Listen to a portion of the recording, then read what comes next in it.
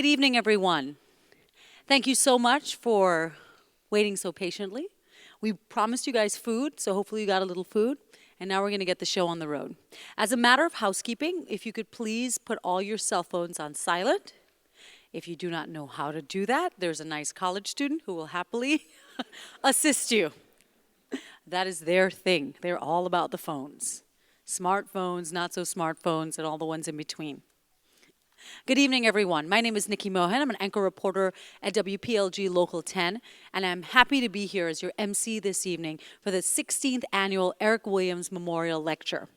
And what a program we have planned. We're going to get rolling right away, and I'm going to introduce Dr. John Stack. He is the Executive Director of the School of International and Public Affairs. Dr. Stack?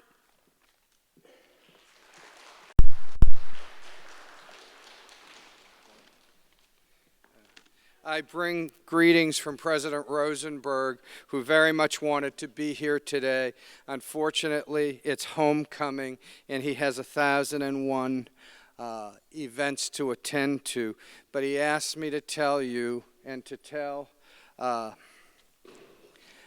everyone here how much he believes in what AADS has been able to accomplish, and his regards to Erica Williams Cornell for this magnificent series that raises the profile of FIU through a comparative, transnational, and interdisciplinary curriculum, research agendas, and active outreach programs. AADS is one of the leading programs in the United States for the study of the Africana experience.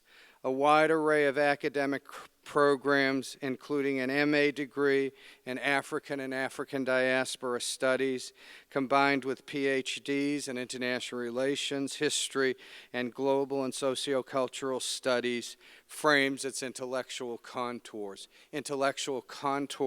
that are broad and deep.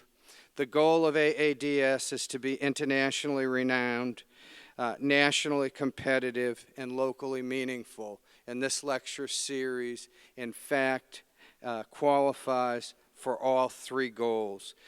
Let me say a couple of words about its director, Dr. Jean Rahier, who I am introducing. Dr. Rahier is an internationally renowned scholar who is the author of 3 books and the editor, co-editor of an additional 3. He studies the interactions of race and gender in the Americas and in the diaspora, doing so with insight and grace. Most recently, and this is a huge success for FIU, Dr. Rahier won a coveted United States Title VI Award in African Studies from the U.S. Department of Education that will further the promise of our faculty and our students. Jean Rahier's passion, commitment, and intelligence has moved African and African diaspora studies to new heights. Please welcome Dr. Jean Rahier.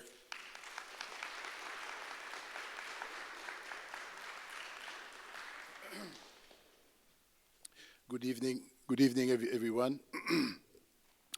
So it's my pleasure to welcome you all to this 16th Eric Williams Memorial Lecture. It is my 7th such lecture as director of FIU's African and African Diaspora Studies program, or AADS. And I should mention that the lecture began with the lecture series began thanks to the coming together of 2 strong-willed and force of nature persons, Carol Boyce Davies, who was a former director of AADS, and Erica Cornell Williams, the daughter of Eric Williams. So it's a pleasure for me to collaborate with Erica and with the Eric Williams Memorial Collection in organizing these lectures. And this year is obviously an important one, talking about an important topic. So, as an academic unit, AADS research and teaching reach includes continental Africa and all the locations around the globe where communities of the African diaspora took shape. This obviously includes the Caribbean and Latin America. The continued dedication of our program for the organization of the lecture series is an expression of the interest of our faculty and students for teaching and research on the Caribbean. Indeed, what a better way to connect to the region than to celebrate, as we do every year, the life and work of Eric Williams and his continued influence on the struggles we are still involved in.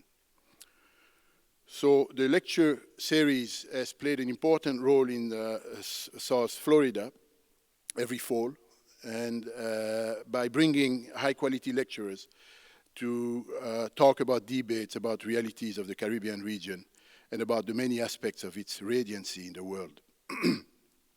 So this year we have, I should mention that we have in the audience the Commissioner Gabriel Edmond from the city of South Miami. And we also have Dr. Walistini, who is representing Mayor Thomas Regalado from the city of Miami.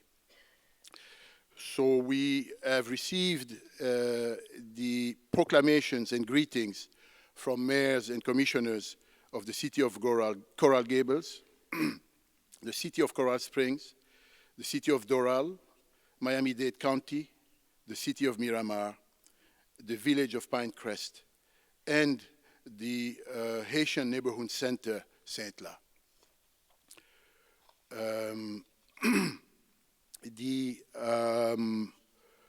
The lecture is being made available on demand to the 4 campuses of the University of the West Indies, and it is also being aired in full on Trinidad and Tobago's Heritage Radio. At this point, I'm going to keep it short, and since we're beginning a bit late, I'll invite you all to check out what the wonderful faculty of AADS, core and affiliate faculty, and graduate students are doing, and what they are offering, the courses they're offering, the events that and initiatives that the African Diaspora Studies program are projecting and offering as well by visiting our website, africana.fiu.edu. And so you will find all information about our activities, the certificates we offer, and the, our MA program and combined MA PhD program. So I will stop here. So thank you again for coming so numerous.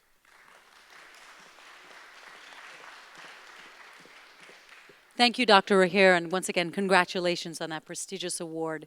Thank you again, FIU, for hosting this. I've had the honor of hosting this many, many years, and I have to say it is such an honor that they continue to put Caribbean people and Caribbean politics so front and center and make it such an important part of their curriculum, seeing that so many of the students from the Caribbean come here for a higher education.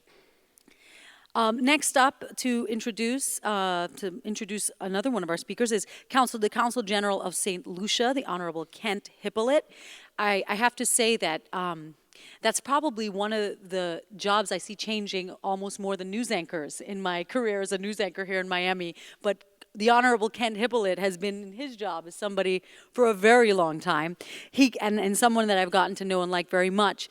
He came to his position as the Consul General of St. Lucia with the experience to effectively translate the practices of corporate America into the priorities of his small island nation. Since 1989, his objective has been to generate business and investment opportunities for St. Lucia and to develop trade and investment for the Miami-based consulate.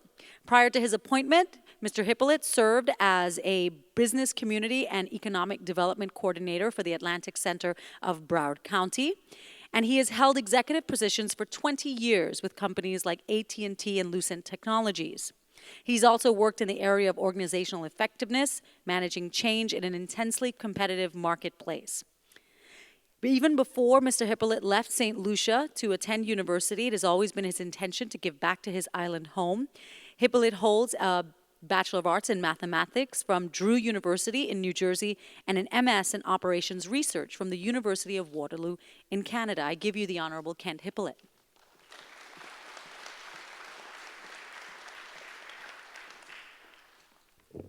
Thank you very much, Ms. Mohan. And I must say, my longevity in this job certainly has a lot to do with the Dr. Kenny Anthony. Thank you very much, Dr. Anthony.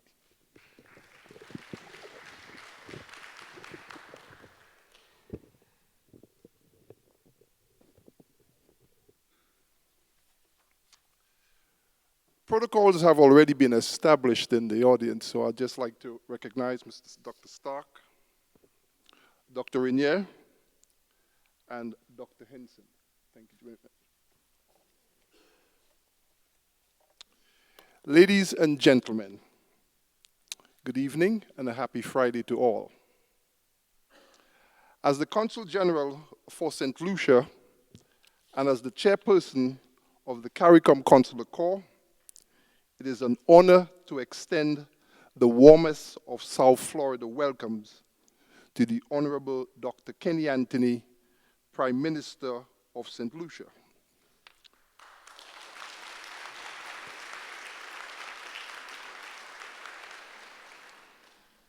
That welcome is on behalf of the St. Lucian Diaspora, many of whom are present here today, and also on behalf of my peers.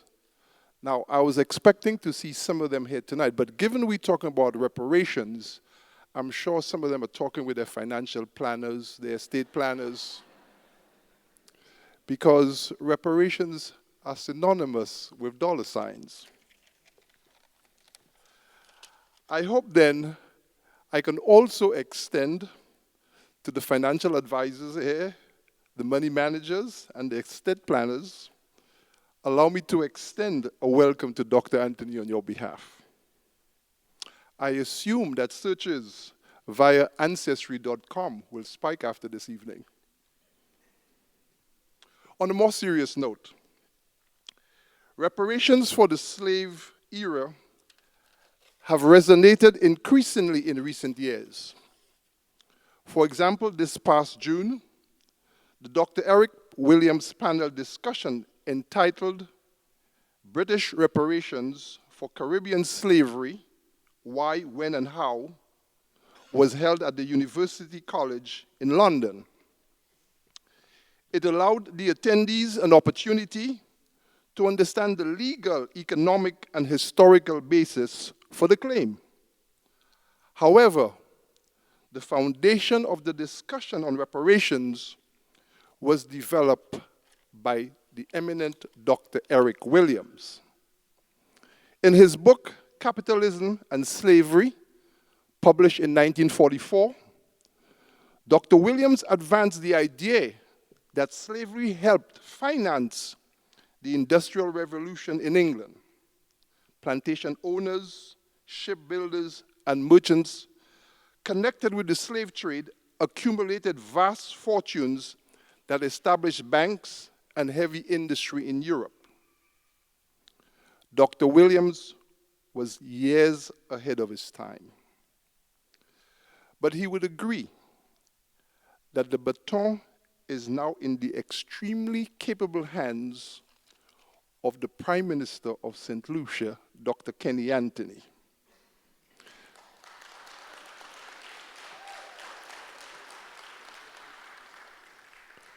Prime Minister to Prime Minister. Dr. Anthony, we look forward to a most informative and intellectually satisfying speech. Thank you so very much for being here.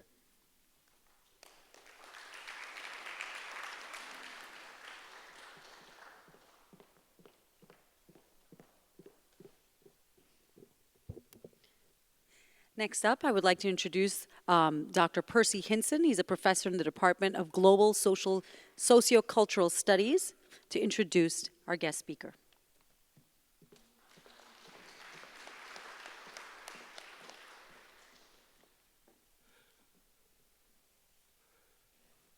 Thank you. Protocols have already been established. Distinguished members on stage, distinguished members in the audience, and distinguished audience. Well, I'm going to try to speak about the Right Honorable Prime Minister Dr. Kenny Davis Anthony in ways that have not been presented in what has been circulated in our publicity, because there's a lot more to Dr. Anthony than that. In 1968, the Right Honorable Prime Minister, Dr. Kenny Davis Anthony, began his public service as a primary school teacher, like many of us in the Caribbean who have gone on to other things that are not necessarily better. He was at the time earning his teaching credentials from St. Lucia's Teachers College. He went on to teach secondary school, both before and after earning a BSc in government from the University of the West Indies, an institution that I consider one of the best in the world. He subsequently earned bachelor's and master's of law degrees from the University of the West Indies and a PhD in law from the University of Birmingham in England. He was credentialed as a barrister at the Middle Temple of London and was called to the bar both in St. Lucia and Barbados, where I went to school, high school. His scholarly publications have focused on law, legal practice, rights, and education. Prime Minister Anthony has had a dedicated career of political participation and leadership. In 1979, just before his 30th birthday, he was appointed Minister of Education by the ruling St. Lucia Labour Party, to which he belonged. He served until 1981, when he left his country to lecture in law and to subsequently head the Department of Law at the University of the West Indies, Cave Hill in Barbados. This was followed by service as General Counsel to the Caribbean Community Secretariat, also known as CARICOM. In 1996, he answered the call of his party to serve as its political leader. It was during a period when the party was buffeted by internal divisions. His country and the region were suffering from severe economic crisis. He won a landslide victory. The British Broadcasting Corporation, only a few months into his tenure as Prime Minister, called him a leader for the future, who took the international stage with aplomb, which is a nice British word. It's really important. His party was returned to power in 2001. And after an inexplicable loss that many of us are still scratching our heads about, in elections held in 2006, he and his party were re-elected in 2011. Prime Minister Anthony is the quintessential scholar politician in the pioneering tradition of Dr. Eric Williams, former Prime Minister of Trinidad and Tobago, for whom this lecture series is named. With the indefatigable work of Eric Williams' daughter, Erica Williams Connell. He has advocated in international forums for those suffering from, in his words, the pain of economic and political inviability in a world that is closing in on them. He has brilliantly pursued policies of pragmatic engagement in international relations without regard to ideological difference, something that we should learn in the so-called developed world. He has applied his very pragmatism to national governance and party leadership. Dr. Anthony is currently serving his third term as Prime Minister, while holding the multiple portfolios of Minister of Finance and Economic Affairs, and of Planning and Social Security. At heart, he is a social democrat in the best and truest sense of the term that many of us have lost. He sees the Caribbean as a model of civilization in its capacity to provide solutions to global crises and, in his words, to mediate in matters of civilizational alliances. In 1997, soon after he was first elected, this is what he said: "I have always described myself as a child of the Caribbean," which many of us do. And therefore, it is expected that I make some sort of contribution, an understatement in phenomenal terms. He has done so brilliantly, not only for his country, not only for his region, the Caribbean region, to which I proudly belong, but also to the entire world. On behalf of a grateful audience, I'm speaking from you to the Prime Minister. I invite the Right Honorable Prime Minister of St. Lucia, Dr. Kenny Davis Anthony, to deliver the 16th Annual Eric Williams Memorial Lecture that he has titled Reparations and 21st Century Developments. The silence is broken, and we speak to the world. Prime Minister, thank you.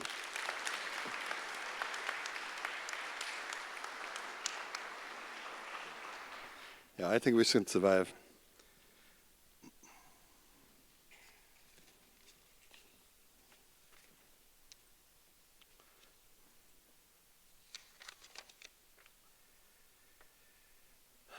Mrs. Erica Williams Connell,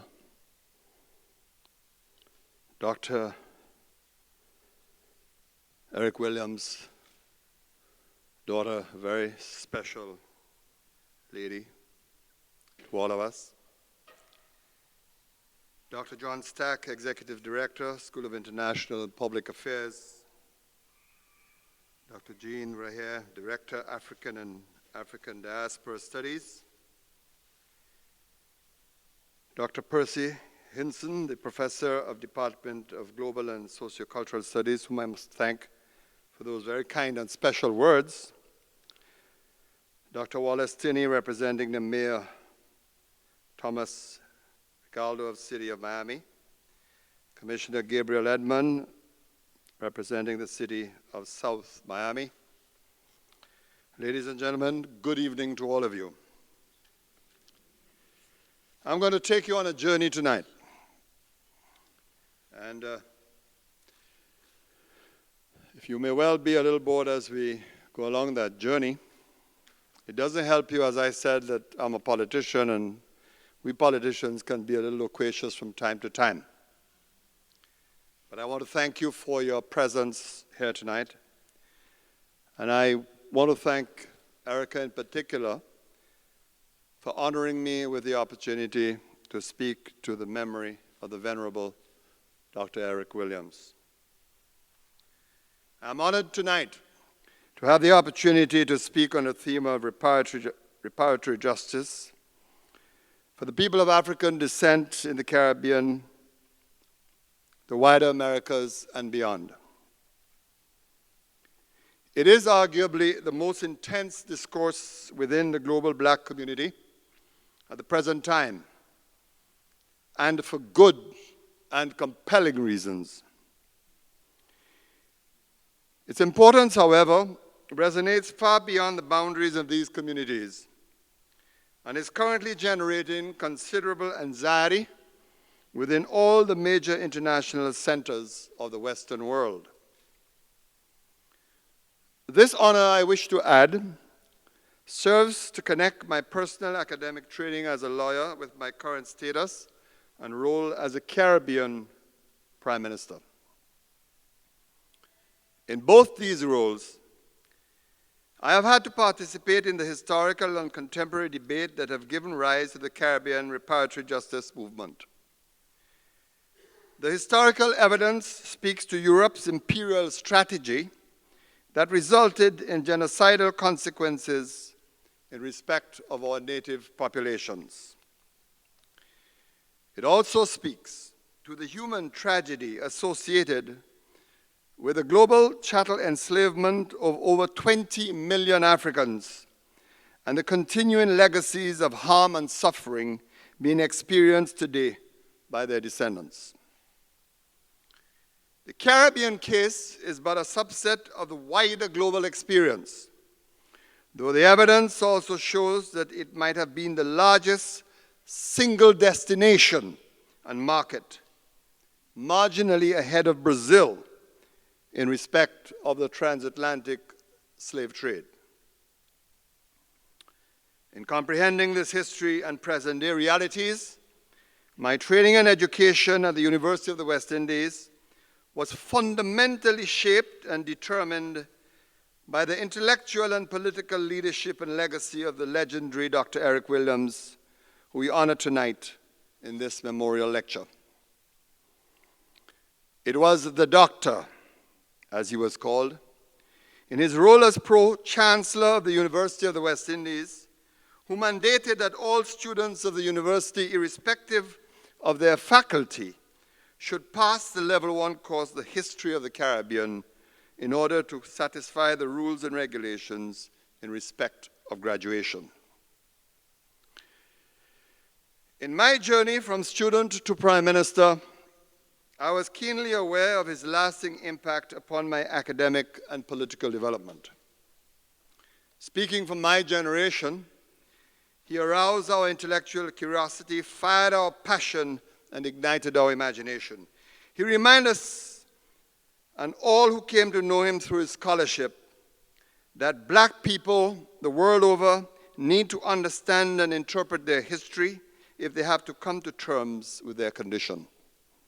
Tonight, I express that gratitude on my own behalf, as well as that of all my colleague prime ministers who have made this identical journey. I'm here tonight then on account of the prior struggles of generations against slavery and colonialism and the ongoing opposition to the legacies of racism and marginalization of Afro-descendants. As a people, we are all still navigating our way through the jet stream of crimes against humanity, as slave trading, genocide, and slavery have been defined by the United Nations. In this regard, the evidence shows that the Caribbean reparatory justice movement is as old as slavery itself. Indeed, it is possible to argue that all the political actions we have taken as a people towards freedom in the past 300 years can be categorized as integral parts of this movement. Recently, the young, bright scholar Ta-Nehisi Coates, in an excellent essay published in the Atlantic magazine, argued that the most effective way in which to understand slavery is as a systematic process of value extraction. Extraction in the sense that one section of the community, the free section, extracted wealth, labor, liberty, dignity, and everything else from the enslaved community.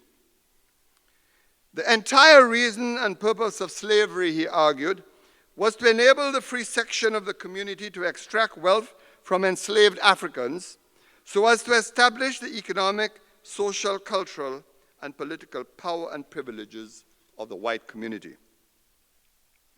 In the process of value extraction, the black community was degraded, denied, and relegated to intergenerational impoverishment.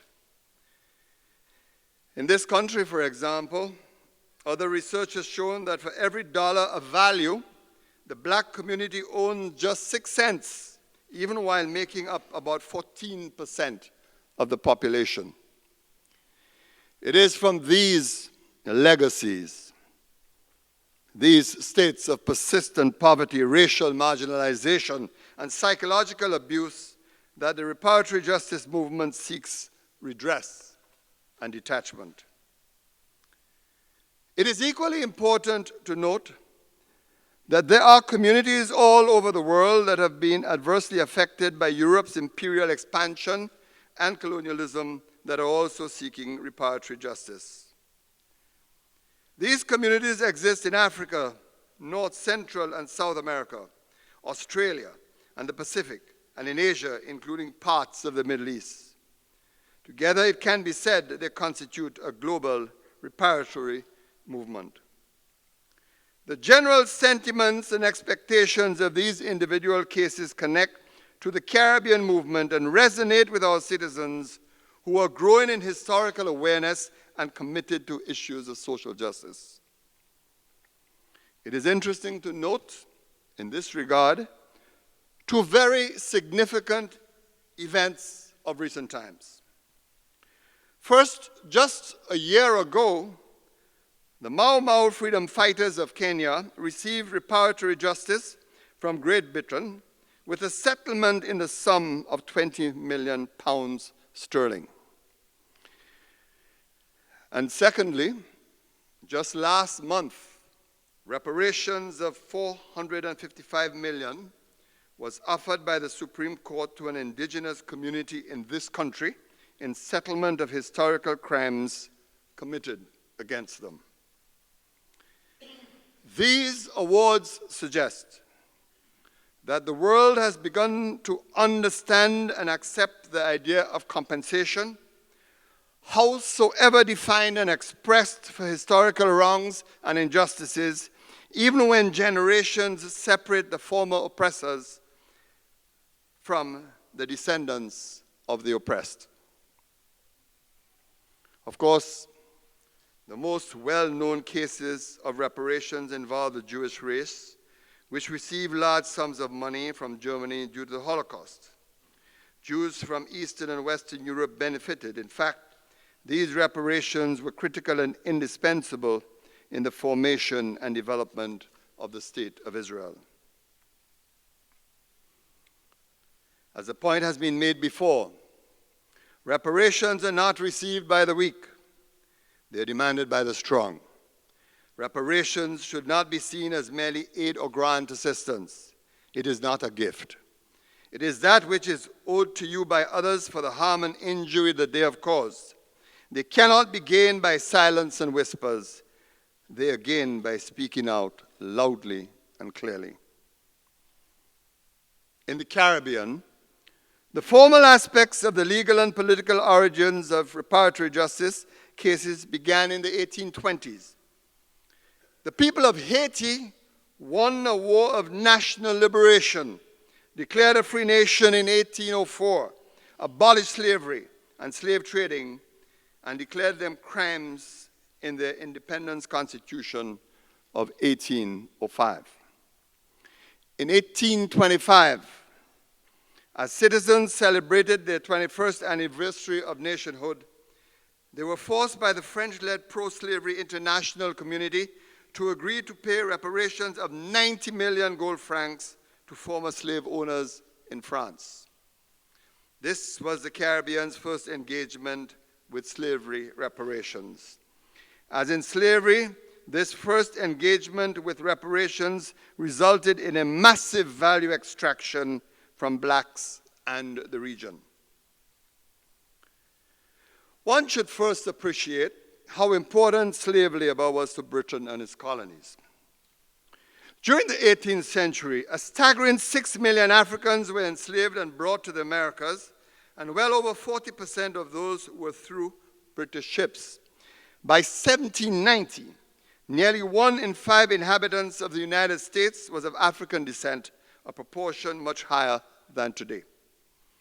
It is said that the 13 American colonies eager to maintain its slaves in the South were partly influenced to revolt against British dominion after the 1772 judgment by Lord Mansfield in the Somerset case, a judgment which proclaimed that there was no legal basis for slavery in Britain itself.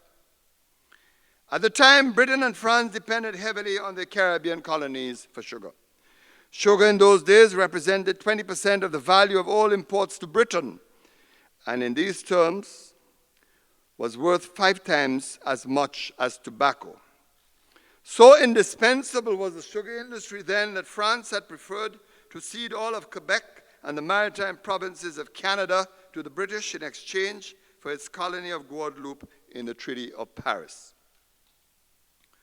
Sugar, coffee, and tobacco became everyday European consumables, and cotton became a very necessary input for a European textiles industry during industrialization. Meanwhile, in the English case, parliamentary abolitionists were fighting a losing battle for an emancipation bill that included reparations for the enslaved. Led by Thomas Buxton, these political leaders argued that the enslaved had a right to compensation for the crimes committed against them. They argued in the House of Commons that enslavers were criminals, human degraders, and thieves. Parliament rejected this argument, and in an astonishing abuse of political power, offered £20 million of reparations instead to the slave owners in the Caribbean. In effect, these owners of slaves in the West Indies, some of who themselves sat at the Palace of Westminster, were compensated the equivalent of US $70 billion in today's currency. At that time, this payout represented about 40% of the national expenditure of the United Kingdom. Against this background, the enslaved of the Caribbean, as well as free blacks and the free colored community, were developing their own campaign for compensation. They were not satisfied with emancipation that offered them no financial justice. This dissatisfaction became the basis of another 100 years of revolt and rebellion against colonialism that typified the Caribbean reality. Rebellions of workers for social justice and economic fairness tore apart every Caribbean society. Freedom without compensation was rejected as an unsustainable model. Revolts in St. Vincent in 1841, Jamaica in 1865, Barbados in 1876, to name a few, were about landlessness and poverty, anti-black racism and police brutality, and of course, the ongoing process of political disenfranchisement. This is a synopsis of the historical background to the development of the Caribbean reparatory justice movement. At the same time, similar developments were taking place in Africa, Australia, and India. The massacre of peasants in India by British imperial troops in 1857, and the mass killings at Moran Bay in Jamaica of former enslaved blacks in 1865, for example, bear striking similarities in terms of origins and attitudes, methods, and mentalities. In 1934, on the centenary of emancipation in British colonies, the great St. Lucian Caribbean Nobel laureate in economics, Sir Arthur Lewis, then a young scholar concerned with the endemic poverty of the region, rose in support of the great Jamaican Caribbean Pan-Africanist Marcus Garvey and wrote a definitive statement on the subject. Lewis was commissioned by the London-based Fabian Society, a social justice organization with the labor movement, to examine the condition of the former enslaved community in the Caribbean and to report on their future prospects. Lewis was a Caribbean-centered intellectual steeped in West Indian history. Using his expert training as a development economist, Lewis stated in his now famous little but powerful book, Labor in the West Indies, that there was a matter yet to be confronted, discussed, and brought to maturity. This matter, he wrote, was the 200 years of unpaid slave labor extracted from Africans in the Caribbean by the British. This extraction, he noted, was a pillar of Britain's economic success, its imperial military might, and global political supremacy. He suggested that the issue of compensation for slavery should be acknowledged In this regard, he sent a powerful political message that the injustice would one day be the subject of national and international policy. Caribbean workers and the black community in general rose up shortly thereafter against this very legacy. Between 1934 and 1938, workers were out in rebellions across the region calling for redress and reparations. The injustices of non-compensated emancipation had reached maturity on the centenary of the Emancipation Act, and public indignation was violently communicated to Britain. In typical fashion, the British imperial state responded by sending out a commission of inquiry. This was led by Lord Mohan. It submitted its report in 1945, calling for conservative reforms that would alleviate the hardships and poverty of the masses. But while bombs were being dropped worldwide in the terrible Second World War, one with the greatest short and long-term intellectual impact was dropped in London that resonated all over the Caribbean and the colonized world. It was the publication in 1944 of Dr. Eric Williams' book, Capitalism and Slavery. Its immediate impact shifted the conversation from the expectations of the Mohan Report and British reform to the matter of British debt to the region and black people in general. Williams, in a nutshell, argued that Britain's industrial revolution of the 18th and 19th centuries was made possible by the effective extraction of slave-produced wealth within the regional and global economic and financial system under its control. Furthermore, he argued, when Britain had extracted enough wealth from the enslaved and the Caribbean trade and productive system, it freed the blacks, continued their social and racial subjugation, and abandoned and ignored them for 100 years. The black rebellions of the 1930s, then, were the chickens coming home to roost. In other words, Britain owed its oppressed blacks and the Caribbean people in general reparatory justice. But like colonized people everywhere, Caribbean blacks were not in a position to litigate their case. They were within the empire. They were a subject people without rights of self-representation. They were not yet an independent people. They were yet to receive justice.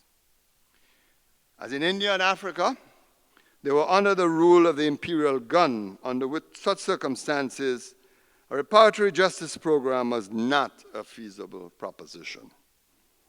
In fact, it was a political impossibility. Only formal independence from Britain could create the context for a meaningful reparatory justice program. Despite the colonial condition, however, there were those within the black community who were calling for reparations. I refer especially to the brothers and sisters of the Rastafari. They were in the vanguard of the movement from the outset. The Rastafari never recognized the right of Britain to rule them. They never accepted that they were subjects of an imperial monarch.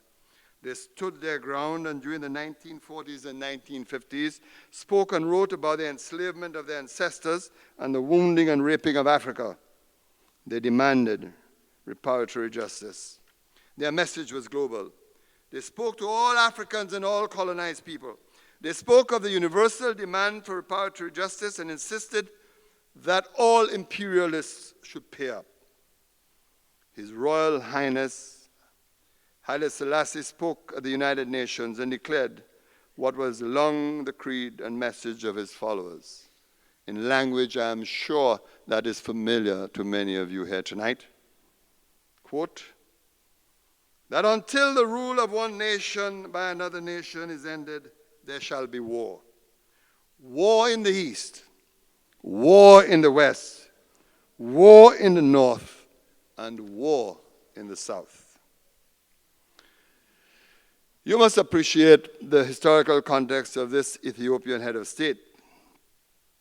he had, decades before, urged a change of practice in what was the continued scramble for Africa, being led by the European powers. Italy had once before tried to conquer Ethiopia as part of their conquest in the Horn of Africa. And in 1935, under fascist rule, once again evidenced their colonial pursuits, even to the point of using chemical warfare. The European subjugation of Africa was well concerted, with the 1885 Berlin Conference setting the stage for new economic powers, such as United Germany, to join in the already demarcated colonies created by Britain, France, Portugal, Belgium, and Spain. Africa was seen as a new America, a continent that could be carved out once again for European settlers, and its mineral wealth and arable gain shipped out to continue the onward industrialization of the Western world. Within the ontology of the Rastafari, then the issue of reparatory justice was global, inclusive of all colonized people who had suffered imperial crimes. Against this background, the West Indian colonies opted to press for national independence from Britain. The intensity with which this path was pursued suggested the enormity of desire to break free of all colonial links. One by one, Caribbean colonies sought their independence, acutely aware that they had been repeatedly betrayed by the imperial power. This sense of betrayal was first in respect of the Emancipation Act of the 1830s, and then the inadequate response contained within the Mohan report that followed the labor unrest of the 1930s. These were followed by the implicit mean-spiritedness that seemed obvious in respect of Britain funding a viable federation of the colonies as their best means to sustainable independence. Against these related but diverse events, Williams's Capitalism and Slavery represented a clarion call for reparatory justice. While post-war British-influenced capitalism flourished, the Caribbean post-slavery world crumbled further as blacks descended into greater poverty. Britain had turned its back on any obligation towards a development plan for the Caribbean, the economic space it had colonized and from where it had extracted wealth for 3 centuries. But then the concept of empire changed dramatically. Politically, the British Empire was crumbling. Britain as a state was near bankrupt. However, its capitalism, language, wealth, and influence had been transplanted or translated through new economic centers, with the United States being the world leader. Britain remained strongly tied to its wealth in the colonies, even while direct political control was no more. In fact, according to the US Census data, up until 1990, the UK remained one of the top 10 sources for migrants into the United States of America. This strong socioeconomic influence was reflected in countries that did not even have English as its first language.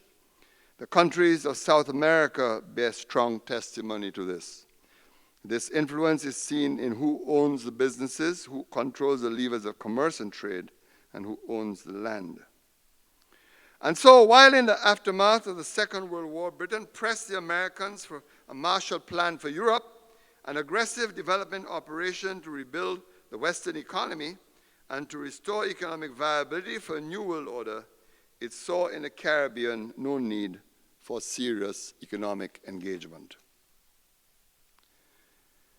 What was left in the colonies of the Caribbean were islands that were originally built on forced manual labor, now severely overpopulated with little industry and little means of sustaining a decent quality of life.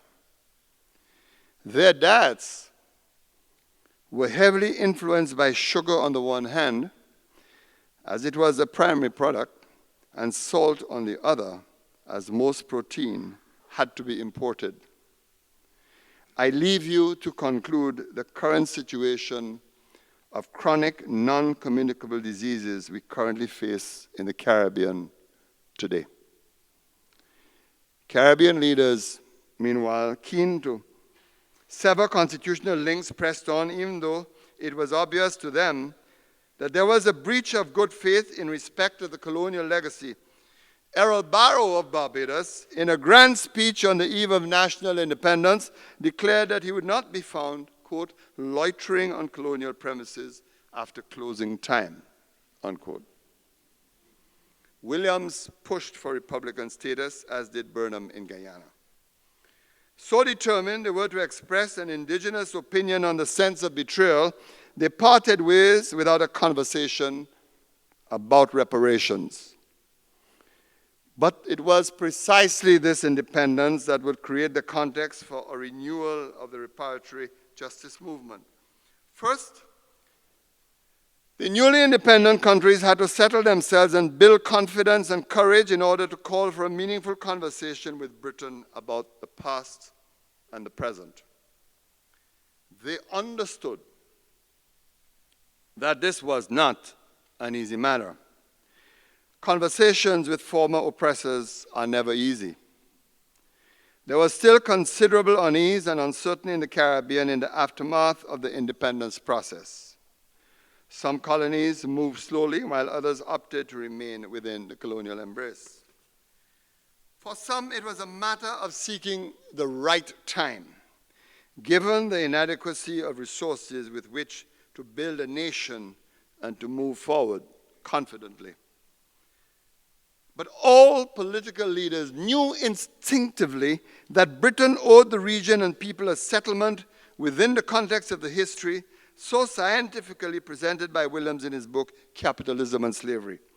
As they watched the rebuilding of war-torn Europe, they pondered upon the significance of Caribbean neglect. It was not difficult to conclude that Europeans across the North Atlantic were looking after their kith and kin, and that within the context of their white supremacy, history, and culture, the Caribbean was considered a subordinate space. It was only a matter of time, however, before the second generation of post-colonial leaders, more engaged with civil society groups and organizations, would find common cause in respect of the movement for reparatory justice.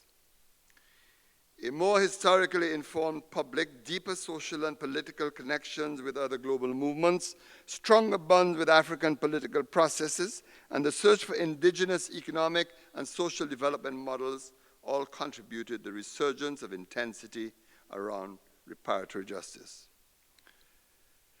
By the time of the UN Conference on Race held in South Africa in 2001, the Caribbean was more organized to come to the table with coherent determination.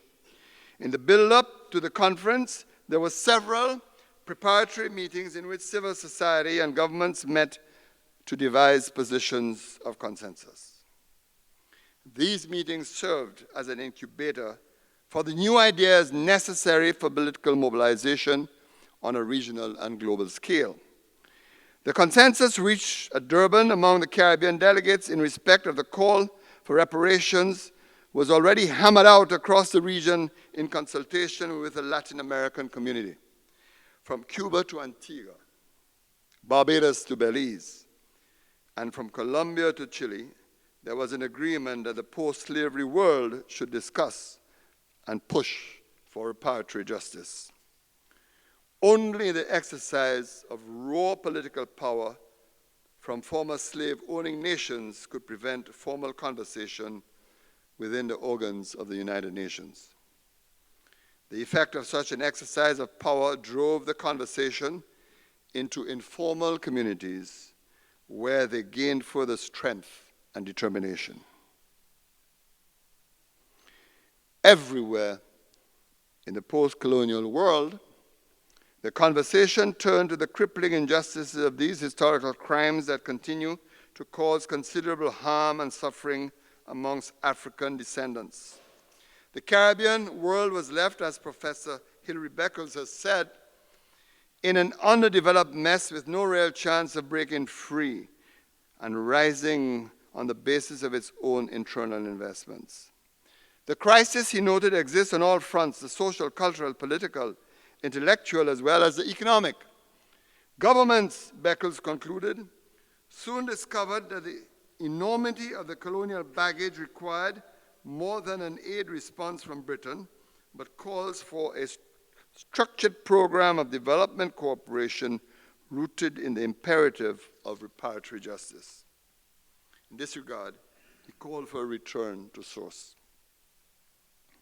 For 3 decades, Caribbean development economists spoke about the cause of Caribbean poverty and dependency and had identified structural reasons for the inadequacy of development achievements.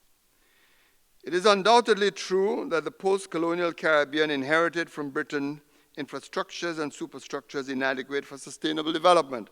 We all know the circumstances of the 1960s: massive illiteracy, poor public health, primitive transport and communications, and disgraceful rural deprivation in terms of housing, water supply, electricity, and basic sanitation.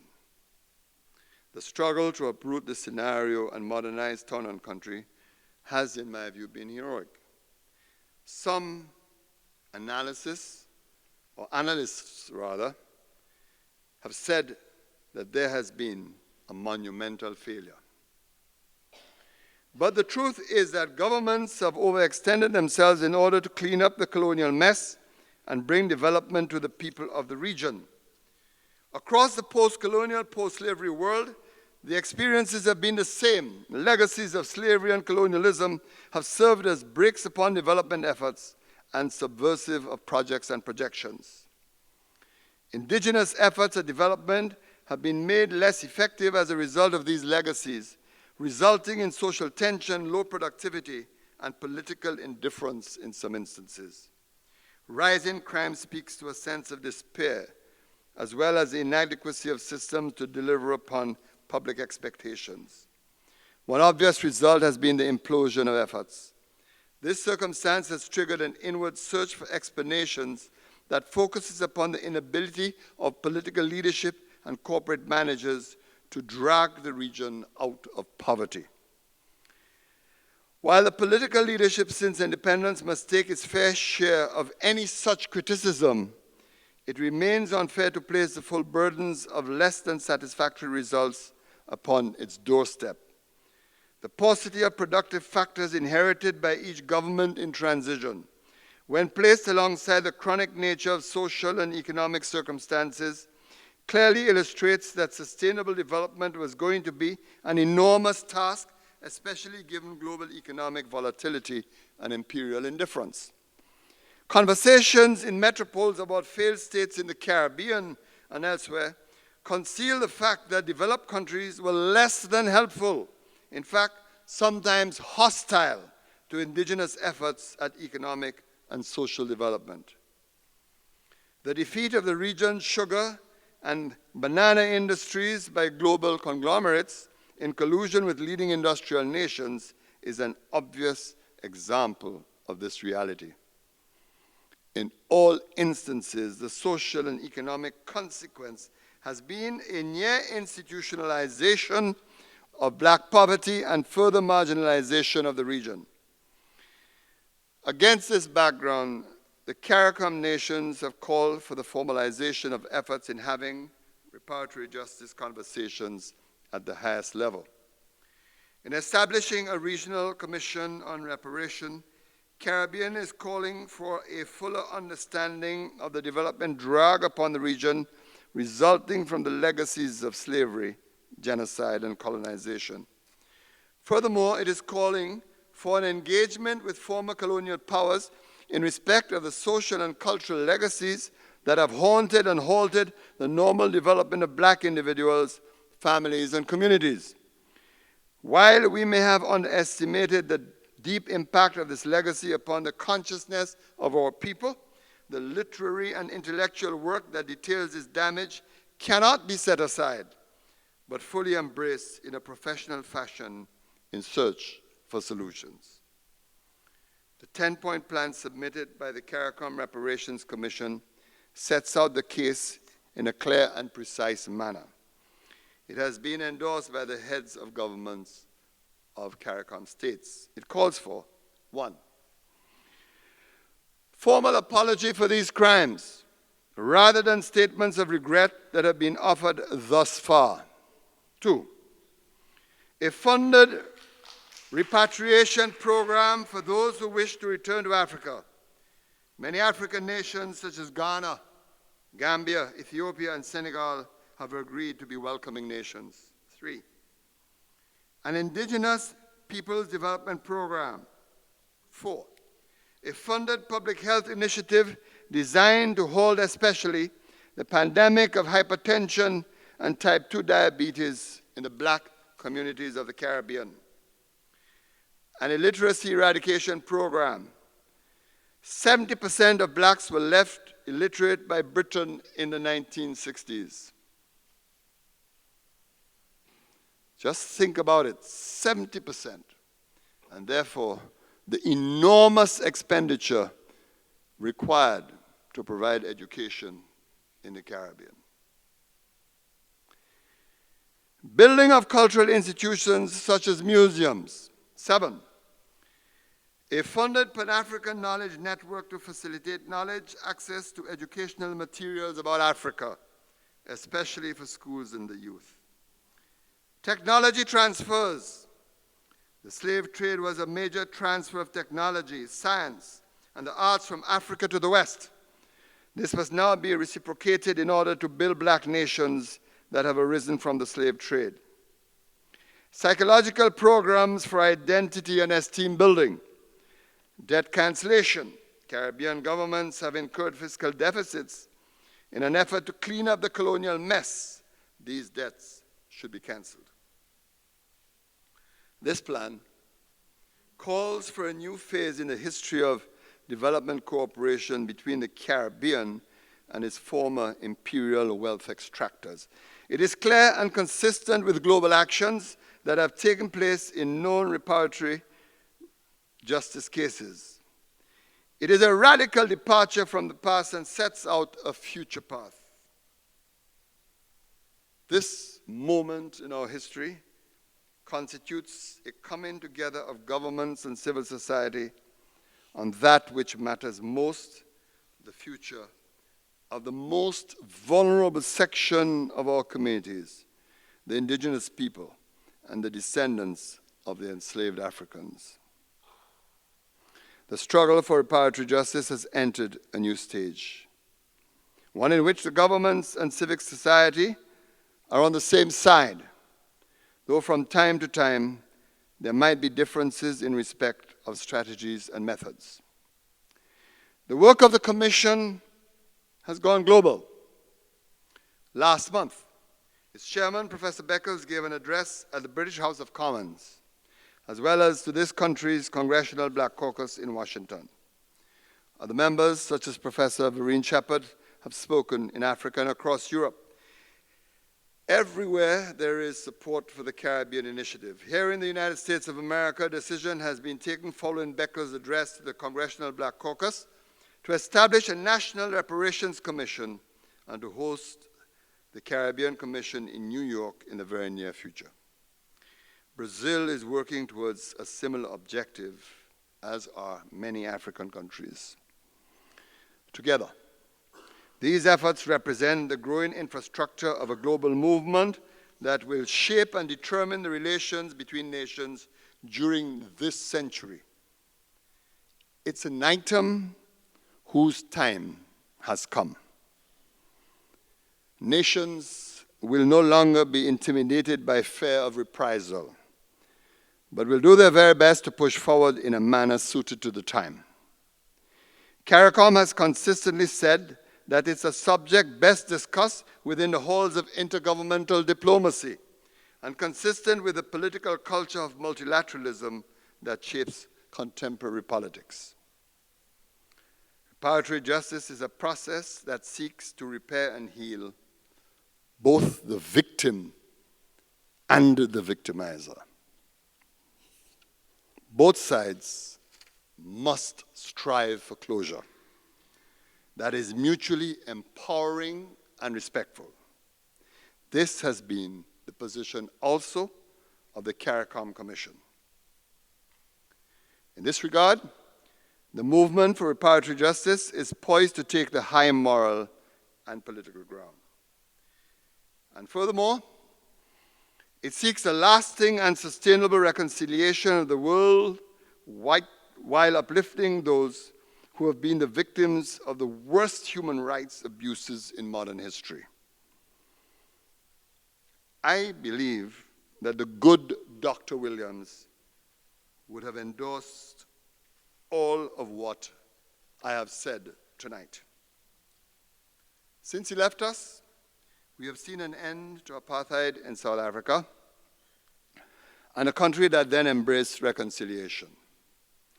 We have seen an African American become the President of the United States of America twice. Yet when we look about the world and see continuation of injustice and prejudice towards people because of the color of their skin, we know that the struggle is still very real, and it dictates the continuation of our best efforts in this 21st century.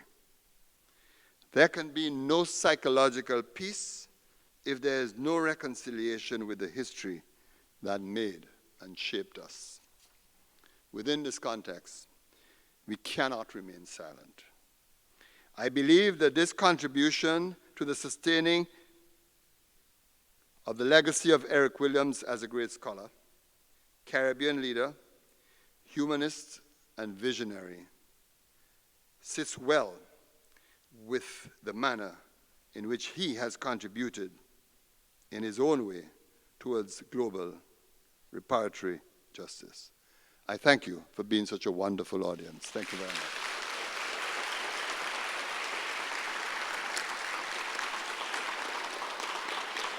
Thank you very much. Thank you.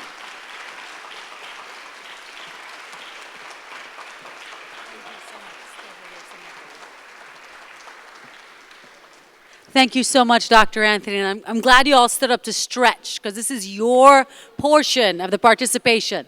So shake it off. I know it's cold in here, and we're going to have Q&A. But first, I'd like to invite Dr. Jean Rahier to make a special presentation to Dr. Anthony. So, on behalf of the AADS core and affiliate faculty and of our wonderful graduate students, I would like to give to Prime Minister Anthony a plaque, and that plaque reads as follows. Florida International University African and African Diaspora Studies presented to Honorable Dr. Kenny Davis Anthony the Distinguished Africana Award for service as a tireless public servant, especially in your role as former and currently serving Prime Minister of St. Lucia, given at the 16th Eric Williams Memorial Lecture on October the 17th, 2014. Thank you very much. Thank you. Let's take a photo. Oh.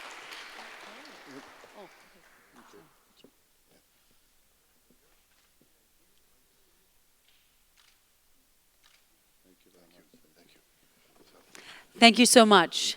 Mr. Hill, will you join me on stage? Also, who's going to be our microphone in the audience? Let me see.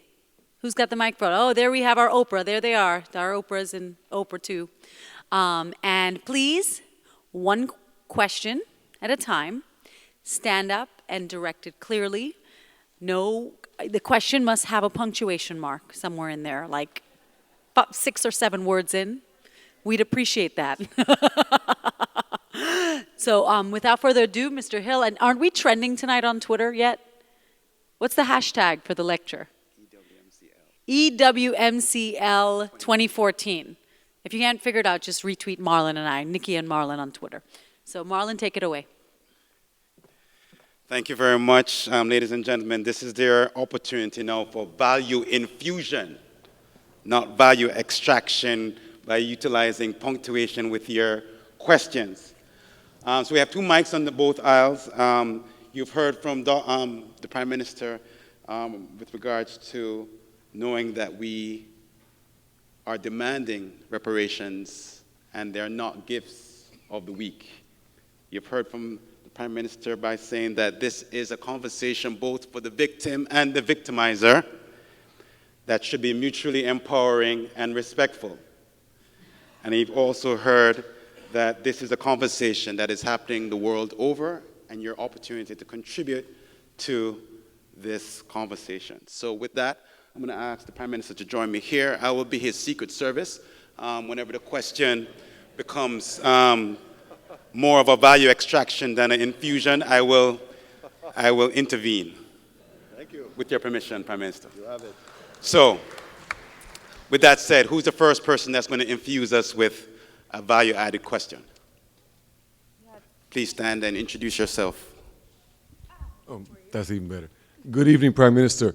My name is Jose Perez, and I have a question. You mentioned the Marshall Plan for Western Europe at the close of World War II. What about the impact, especially on the disenfranchised and the value-extracted communities of Bretton Woods just a few years before in terms of the impact the Marshall Plan had on Western Europe? What about the impact on the developing world of the Bretton Woods Conference?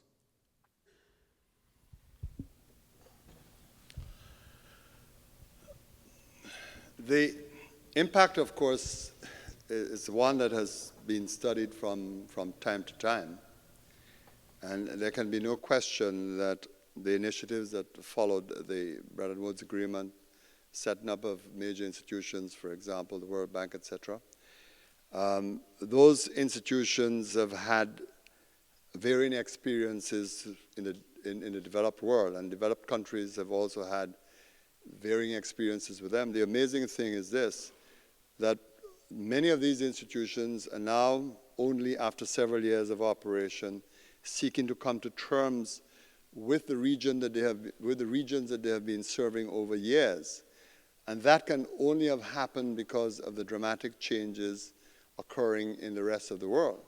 I mean, it is no accident that the emerging nations in this cycle of development, in this cycle of civilization, most of these nations are in Asia and, of course, in Latin America, so that in a very real sense, adjustments are being forced as a direct result of the empowering of these emerging nations. But there's no question that that impact and its implications have endured over time, and really to the detriment of these developing states. But it is coming rather late in the day for those adjustments to be made. But I believe those adjustments have been made because of the change in global dynamics and, of course, the new power relations currently existing in the world. Okay. I think there was a gentleman who was here, yes? I'm coming. And then maybe we can go to the other side. On? Yeah. I wish to go back to the question of the transaction being both mutually empowering and respectful one to the other. And I think that touches on the first 2 points you made about the apology as opposed to expressing regret. See, I can express regret that someone lost his life. If I say I'm sorry, it means I'm taking responsibility for having taken that life. So there are some legal implications, and I expect diplomatic implications for the use of that language, and I'd like you to expand on that a bit, please. I was asked that question in an interview today. What's the difference between saying you're sorry and expressing an apology? And you translated it so well that I wish I had you around me at the time, because I might have been able to borrow your own language. It's very clear that this has to be a major part of that conversation. And I don't think that black people throughout the world will accept anything less than an apology. In a very strange way, the developments in Europe and in the Western world generally, particularly, they are adherents to new models of human rights. The fact that they are so very busy translating and transplanting these models across the world puts them in a very vulnerable position. Because you can't, on the one hand, be arguing and saying that, look, we are now championing these new human rights, but on the other, you are saying that, look, we're going to deny those historical human rights. There's a continuum to the development of human rights that can't really be ignored from one generation to the next. So, I mean, we have to be very clear about it. But I think what the Caribbean is saying is that this has to be a very civil and respectful conversation. And both the victim and the victimizer needs that conversation. Whether we like it or not, as black people, when we stand to engage other white people in conversation, the reality is that we remember that these persons were our former slave masters, not them personally, but the generations, their ancestors going way back. And I think that that really interferes in a very real way with the discourse, with psychological peace between the respective parties, so to put it. So there's an issue to be resolved because we constantly face it on a daily basis.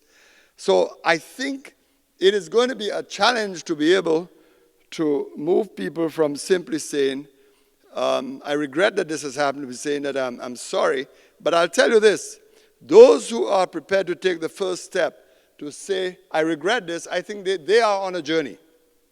They have taken the first step because this is not the language that we once knew. The language that we knew in the process was justification. Let's forget about that it ever happened. Let's ignore it. It doesn't matter. You are now independent. You are free. You are responsible for yourself.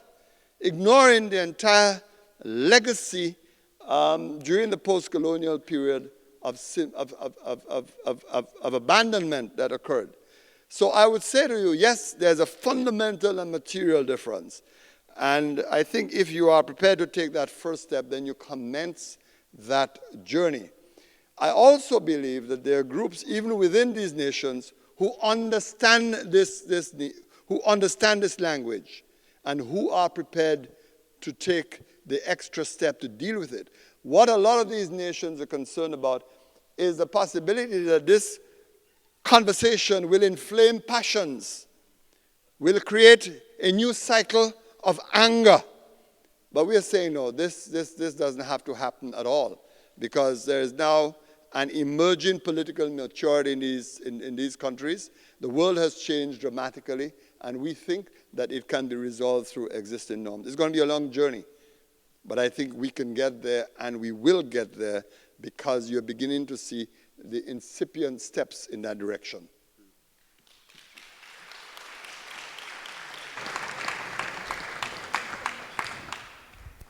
Okay. Another question.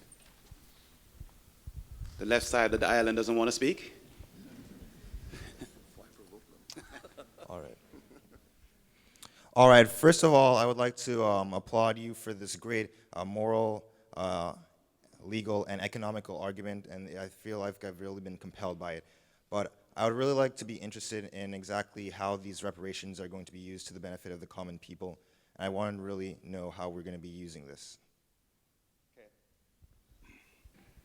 Thank you, powerful question.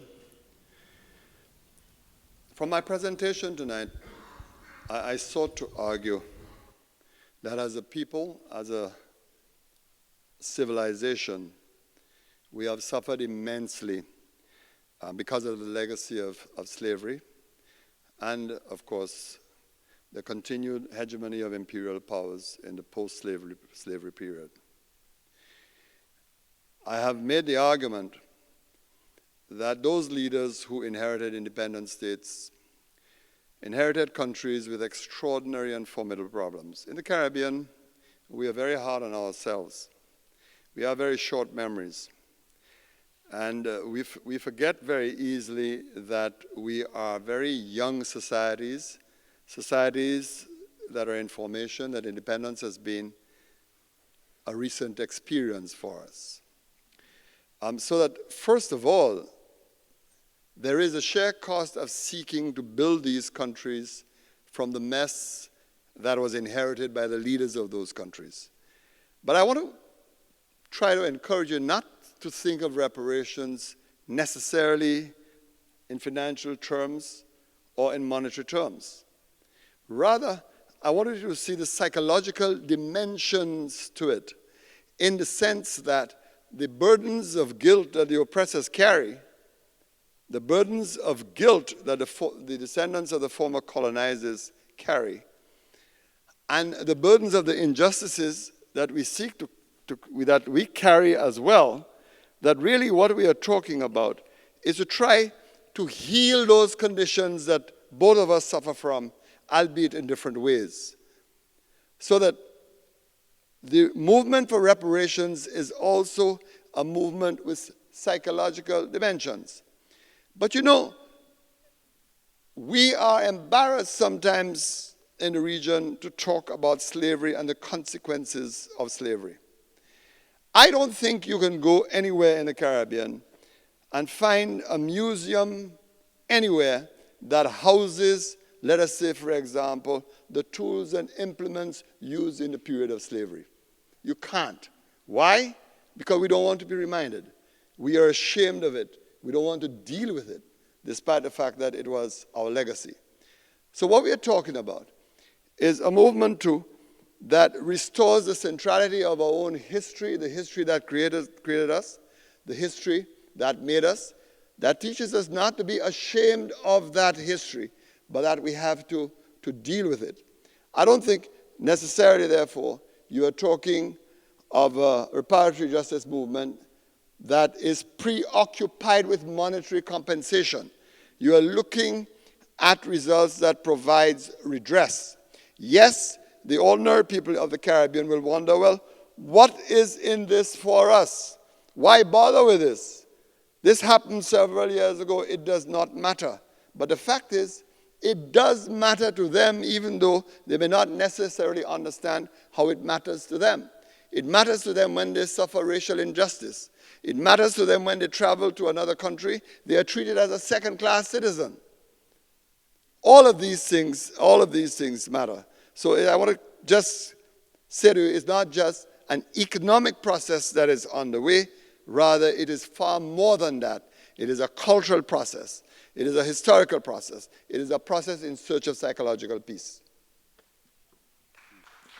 Great question. Thank you for that great question. Psychological peace. Mr. Ragu. You sort of answered part of my question, but how can you have equitable justice and to implement some of the measures that you just spoke about without having the financial allocation to do such? So bottom line, it comes down to compensation.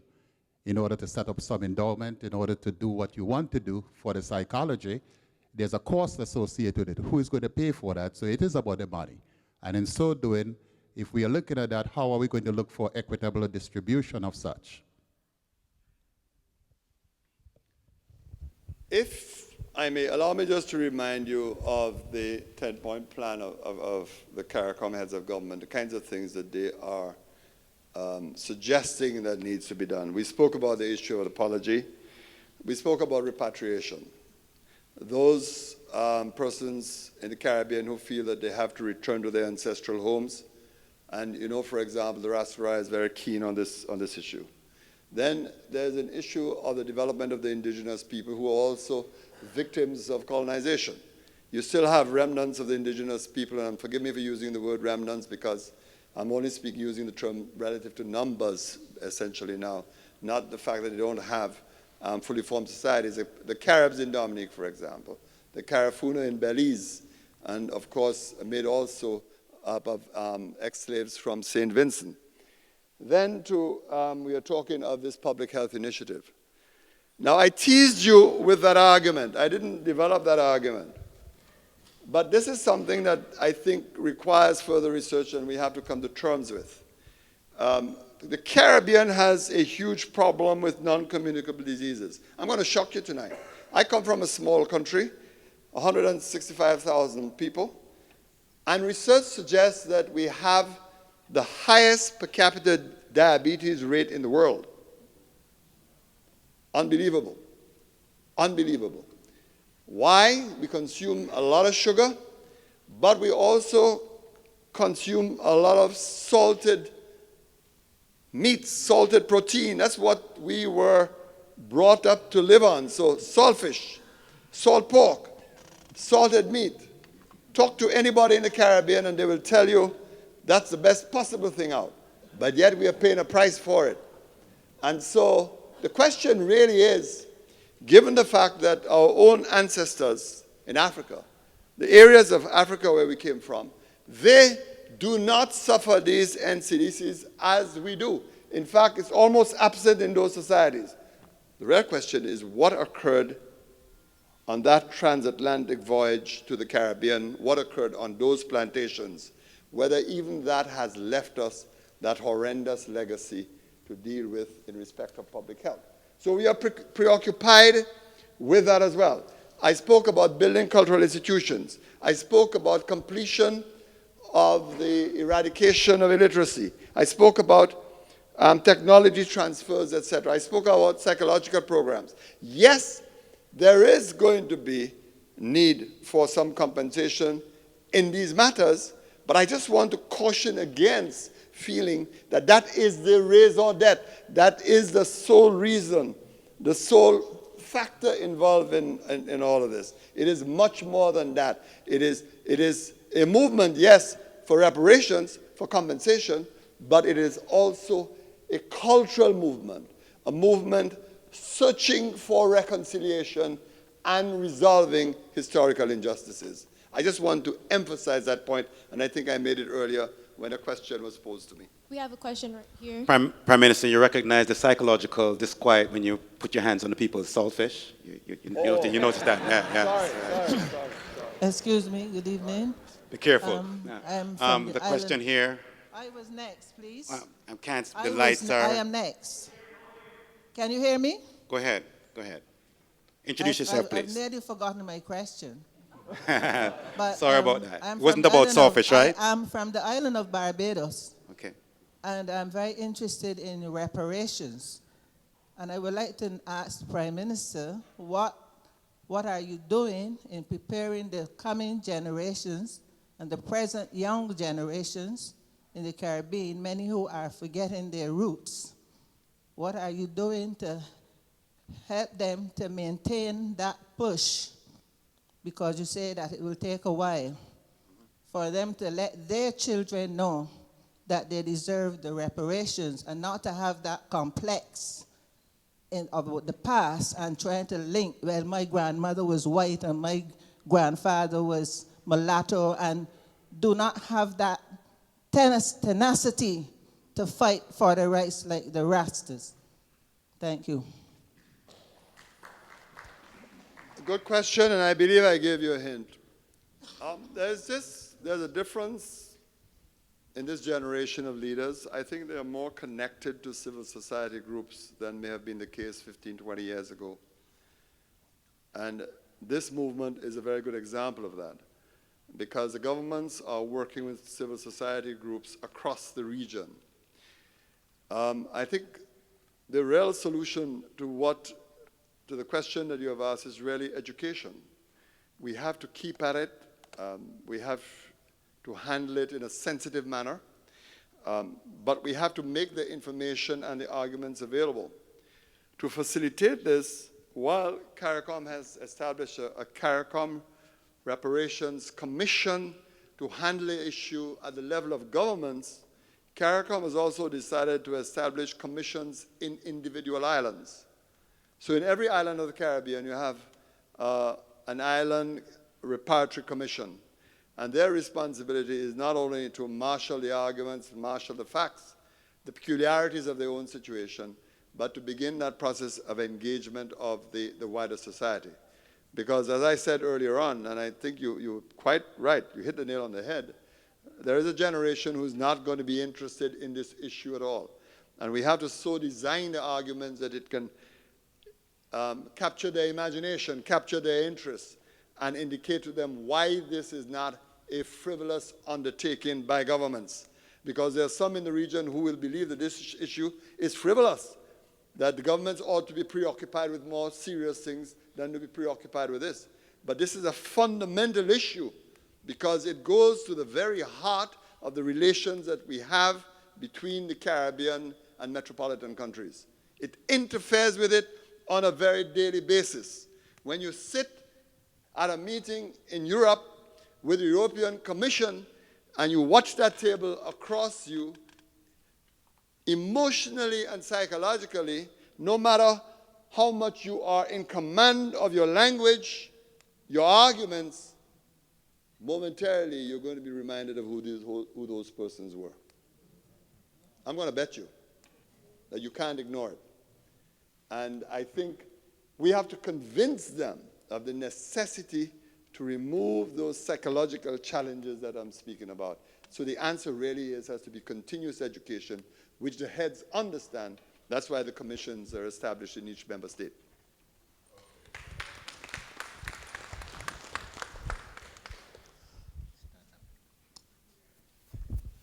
Go ahead, sir. Okay. And then we're going to come down in there Right. and then here. Okay. Go ahead. Prime Minister, the question of historical justice also rests on a number of legs. You know, it has to rest on also distributional justice, and it has to rest on participatory justice, which has to do with questions of governance. In other words, it may not necessarily work unless the structures of governance in the Caribbean and elsewhere in the global South are able to sort of accommodate those persons who are most dispossessed, most troubled by the material conditions, economic, social, political, and psychological of the historical justice. They have to participate, they have to have their say, they have to determine and they have to define the ways that whatever reparations are distributed. And I'm wondering about your own particular understandings of the need for fundamental changes in the structures and practices of governance in the Caribbean in order to guarantee those outcomes. I'm going to ask a question. I think when you were introducing me, you suggested that I was a social democrat, am I right? Yeah? Having so described me, I want to tell you that I understand what you're saying very well. I follow the line of argument. And I have no doubt that Caribbean countries need to deepen democratic participation, need to embrace civil society, need to redesign structures of decision-making. And while I don't think the record in that regard is necessarily impressive, I don't think so. Nevertheless, I think there is willingness or evidence of willingness to deal with some of those issues. But we also have to approach it with a realism. The Caribbean is going through the greatest crisis it has ever had since independence. I don't think sometimes we understand the gravity of the situation, the gravity of the challenges currently facing the region. Perhaps the tragedy of all of this is that we are now seeking to address an issue of such extraordinary importance at a moment of economic vulnerability and economic weakness. I'm just really trying to say to you that so much of the reforms that are vitally necessary to the Caribbean at this time can be stymied in part by those challenges that we have on the economic front. But I don't think that there is an unwillingness to tackle those issues. I believe a lot of countries in the region have begun to understand that their inherited constitutions, for example, have to be modified, that they need to begin to look at new models of governance, new approaches to dealing with some of those problems. Every country has its particular problem. Every country has its own individual difficulties. One remedy can't fit all countries, but at the same time, I don't think that you are dealing with governments who are unwilling to engage the broader society in searching for solutions to challenges that currently exist. Poverty is a very real issue. And with the end of the preferential regime for key Caribbean exports, sugar, bananas, the situation has worsened in the region. The dispossession has clearly increased. There is far more marginalization compounded by this recent economic crisis. So that even that is compelling a change in political approaches to dealing with the crisis. Never before have the government sought to integrate people and involve people in seeking joint solutions to deal with these problems. It's incremental, but I think it is important. But I would say, yes, I don't think that there is an awareness that we can't make progress on these issues if we don't rethink our politics, rethink our engagement with the populations that we govern. Final two questions, Mr. Letrin, and then the young lady in the front, and then we're going to close for the evening. Yes, President Obama has preached that big nations should not bully small nations. Yet Antigua has won a case against the United States, and he has refused to pay a penny. Has any Caribbean nations supported Antigua in this matter? Yes, all the time. Because it's Antigua today, it's St. Lucia tomorrow. And at every CARICOM meeting, appropriate statements have been made. Every encounter we have with representatives of the United States, we remind them of the obligations of the United States to honor international trade laws, and what is an important example it is to the rest of the world if they could obey the decisions of the very institutions that we're part of setting up. It's one of those most unfortunate events in American-Caribbean relations, and it exposes in one sweep the vulnerability of these small states, the unwillingness of the United States to obey the very decisions of a judicial process that it once sanctioned. So the support for Antigua is solid. If you want this person.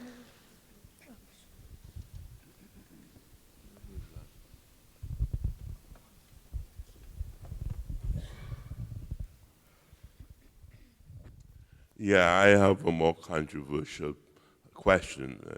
I hope it doesn't touch any raw nerves. But the slavery was such a powerful institution that it involved more than secular parties. The church has also played a very powerful role in subjugating our people and giving comfort and solace to the slave masters. I'm wondering, since most of us are so devoted to our religion, whether it's Catholicism, Anglicanism, Jewish, the Jews play a role too in selling the salt fish from Nova Scotia to the Caribbean. I want to make that point. I'm wondering, since this is so weighted towards morality and decency, why don't we lead the delegation in this age where we have a very liberal Pope to handle questions, and maybe the church can set an example for the secular world?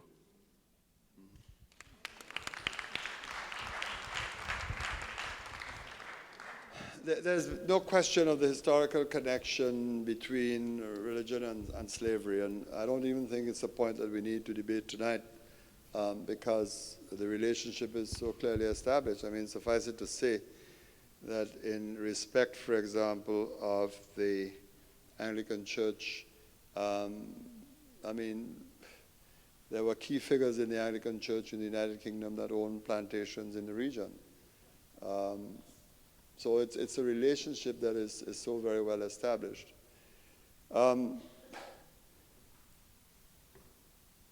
My general sense, however, is this, that of all the institutions who have had to respond to this issue, the church generally has been very responsive in the sense that I have been in several audiences involving key figures in the church, and they have gone past that point of saying sorry to actually extending apologies. So I don't think that there is any reservation, particularly in respect of the Caribbean church. What the church at Westminster thinks or what the church in Rome thinks may be a different issue, because the Catholic Church does have its own challenges, particularly because of its recent historical role in certain events across the world. It does have its challenges, but I would say that the almost quote-unquote new beginning that we are seeing in Rome perhaps make some of those conversations far easier than may have been the case in the past. But yes, the church certainly would be an institution that would need to be engaged in that process. And I think in our case as individuals, we have to have an open mind. We have to understand, as the church itself has admitted, that they're human institutions, and they too will make mistakes, as they have made some major mistakes in recent times, for which they have asked their own people to forgive them for those mistakes. And if there's one institution, therefore, that is amenable to having a very civilized discourse on this matter, would be the church. But I'm far more confident that the church would understand those aspirations of which I speak, understand the human condition of which I speak, and of course would want to join the movement generally in seeking for reparatory justice. So I'm not too discouraged by the position of the church world. If there's any entity that can answer to the calling and join the Caribbean, would be our churches.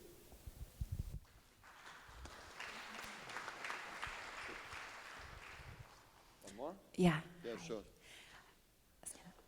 Okay, so my question is also a religious-based question, but it has a different focus. So it has to do with African-based religions. So how can descendants of formerly enslaved people identify with African histories and cultures on a spiritual level? And this comes from the idea that colonialism, as was stated before, used Christianity to further enslave Black people. So as part of reparations, how might St. Lucia and other Caribbean countries seek to bring Black people closer to the spiritual elements of African-based cultures? And how might this be part of the reparation movement? In every country in the Caribbean, there are retentions of African religious practices, howsoever expressed. Of course, in some countries, those retentions have been retained and developed as religions. I mean, the Spiritual Baptists of Trinidad and Tobago is an interesting mix of the fusion of African religious practice and, of course, Christian religious practice, so that you have infusions all the time. But the point I think we need to bear in mind is that Africa itself is undergoing an extraordinary transformation in religious practice and behavior. Something interesting is happening, and for some people strange. I mean, I don't know what the experience of the other islands have been, but in recent times, we have seen an extraordinary wave of African evangelists coming to our countries, and they are coming to spread versions of the Christian/Protestant religion. They have now become the new evangelizers. The other interesting dimension of this too is that the very Catholic Church has such a serious shortage of priests that they're now turning to Africa to supply the region with priests. Initially, a lot of them came from Asia, but those numbers are dwindling, and the emphasis now is on bringing African priests. So that I'm trying to say to you that it's almost a colonization reverse, in the sense that African clergy, African evangelists are now coming to our shores to persuade us about the very same Christian religion that was once transplanted to African countries. Now, I'm not trying to say that this is necessarily a bad thing. It is an interesting development. I see it from time to time on a continuous basis, given the frequency with which permissions have to be given to those who wish to come to St. Lucia to evangelize. So there is something that is happening, and I'm not suggesting that in those instances where you have had retentions of African religion, they're necessarily in danger. I'm not suggesting that at all. But I think as the Caribbean begins to reconcile itself with the African continent, that gradually you're going to begin to see that kind of cooperation, that kind of re-identification. And of course, it could be accompanied by some rejection on both sides as well, which we need to understand. But I'm not so sure that outside of, let us say, possibly Haiti, outside of Brazil, that you're really going to find within the Caribbean region defined religious groups that you can describe essentially as being African in inspiration and in practice. I think what you're going to find are rather assimilated groups that have retentions on both sides of the spectrum. That is to say, African retentions as well as Christian retentions. But what is happening now can have dramatic consequences. Ladies and gentlemen, please join me in giving a warm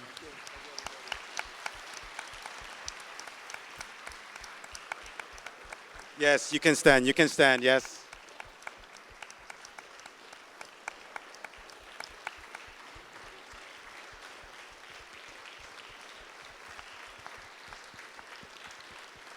I'm sure you would agree with me that this evening was just both intellectually gratifying and empowering, and I hope that you will continue to support the Eric Williams Memorial. Please have a seat.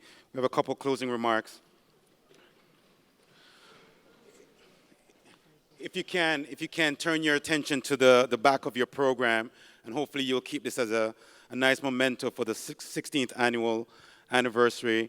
For many of the folks who have contributed quite handedly to this lecture, especially all the students and the staff and administration here at the Florida International University, all the FIU Panthers, please give yourselves a round of applause. Thank you very much. In particular, the AADS Graduate Students Association, the Florida FIU Caribbean Students Association, the Council of Student Organizations, the Department of English, LAC, and the Student Government Association. Thank you very much for hosting us for the 16th year. I said the 16th year. Also, you'll also notice a number of corporate and community sponsors, individuals and organizations. We really want to thank you for your value infusion and not your value extraction.